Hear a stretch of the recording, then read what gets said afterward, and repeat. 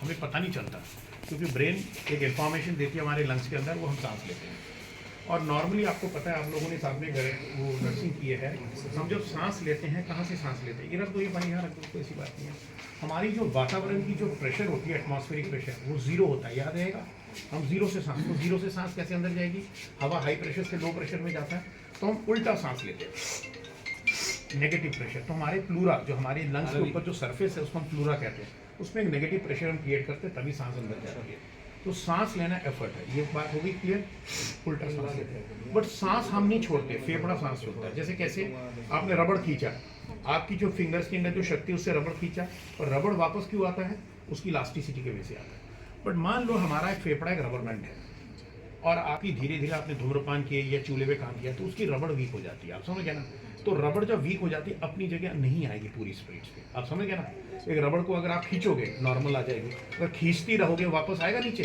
तो क्या होता है, सीओपीडी में समय काल के साथ साथ फेफड़ा पूरी तरह अपनी जगह नहीं आता, यही प्रॉब्लम है। इसको हम कहते हैं डायनामिक हाइपरइन्फ्लेशन। आपने सांस लिया, छोड़ ही नहीं पाया, सांस लिया, छोड़ ही नहीं पाया, तो क्या हो गया, जब तक सांस छोड़ोगे नहीं तो लोगे कैसे।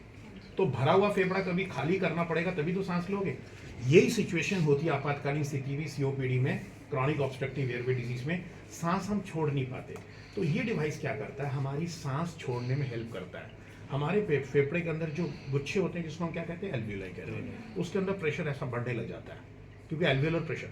तो इसके अंदर एक ये होता है, ये जो सर्कल 0 1 2 3 4, इसको कहते हैं एकापेला डिवाइस, ACAPLA। मतलब क्या है, इसको हम कहते हैं PEEP device, positive end expiratory pressure. Positive, P for positive end expiratory pressure. जब आपके फेफड़े के अंदर एक पॉजिटिव प्रेशर होता है, तो आपका फेफड़ा, बताओ आप, अगर मेरा फेफड़ा ऐसा भरा हुआ है, हम सांस ले पाएंगे। तो अगर जब तक मैं फेफड़े को खाली नहीं करूंगा, सांस दूसरा कैसे लूंगा। तो ये डिवाइस हर सीओपीडी क्या करेगा, रोज सुबह उठ के, ये देखिए, मेरे को देखिए, सांस लिया, नाक से लिया, मेरा फेफड़ा खाली होने लग जाता है। जैसे ही फेफड़ा खाली होगा, आपको जगह मिल गई सांस लेने की, आप समझ गए। तो इसको हम कहते हैं सीओपीडी रिहैबिलिटेशन। सीओपीडी सिर्फ एक इनहेलर देने की, ठीक करने का नहीं है। ये इनहेलर तो एक मान लो 30-40%, उसके बाद है कि कैसे आप मसल्स को तरोताज़ा करते हो, कैसी इलास्टिसिटी को इम्प्रूव करते हो, बाकी रहन सहन बहुत सारी चीज़ें, आप समझ गए ना। क्योंकि अगर फेफड़ा थक जाएगा तो क्या बढ़ेगा शरीर के अंदर, कार्बन बढ़ेगा, फिर उनको वेंटिलेटर में डालना पड़ता है। तो इसलिए हमें QABG देखना चाहते हैं। इतने सालों से ये चल रहा है, थका हुआ फेफड़ा, इनकी कार्बन अगर बढ़ जाए तो हमें नॉन इन्वेसिव वेंटिलेशन की भी जरूरत पड़ती है, बाईपैप वगैरह आपने देखा होगा।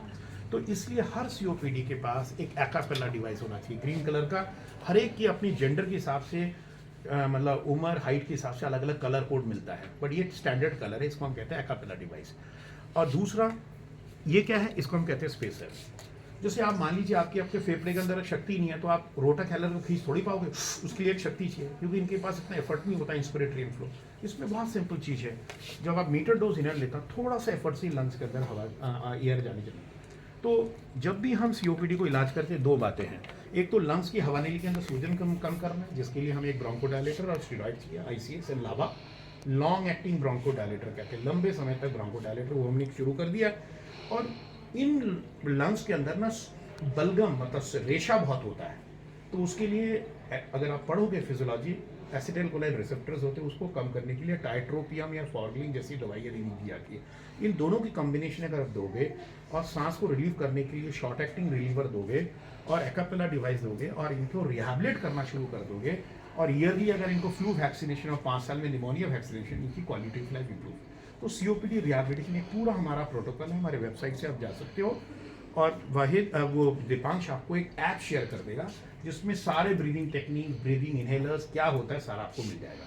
तो ये छोटा सा एक वीडियो, नॉर्मली मेरे जितने भी ग्रैंड राउंड्स होते हैं, बच्चों को हम इस तरीके से एक वीडियो देते हैं, ये आपके ग्रुप में शेयर हो जाएगा। आप हमारे ग्रुप में जुड़ जाओ, आप इस वीडियो को एंजॉय करो और लोगों में अप्लाई करो। तो बेसिकली जैसे आपको हमने बताया कि इनको एक लंबे समय धूम्रपान, ये भी एक धूम्रपान है, हमें पता नहीं होता ना, चूल्हा फूकना भी एक धूम्रपान है। हाँ, क्योंकि वो धुआं जाता है, अभी तो सारे चूल्हा खत्म हो गया, तो वो धूम्रपान का असर है। इसको हम सीओपीडी कहते हैं, लंबे चलने वाली सांस की बीमारी। तो ये सारे डॉक्टर साहब यहाँ टेस्ट करेंगे, सारी सुविधाएं यहाँ है। हम यहाँ शनिवार आते हैं, हम देख लेंगे इनको, और इनको जिस तरीके से समझाएं, इनकी स्टाफ को उस तरीके से चलेंगे तो आपको बहुत फायदा होगा, आप समझ गए। तो ये सारी वीडियो आपको शेयर कर दी जाएगी, आप इन बच्चों में शेयर कर देंगे।